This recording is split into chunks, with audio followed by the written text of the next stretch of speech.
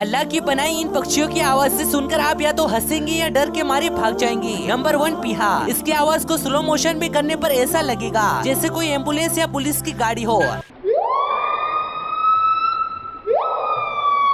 Number 2 white billboard. ये अगर किसी शहर में जाकर आवाज लगाए तो शहर के लोगों की रूह कांप जाए, क्योंकि इसकी आवाज बिल्कुल वार्निंग सायरन की तरह है। नंबर 3 कैसोवेरी, जिसकी आवाज बिल्कुल किसी रॉयल एनफील्ड जैसा है। बेशक अल्लाह जबरदस्त बनाने वाला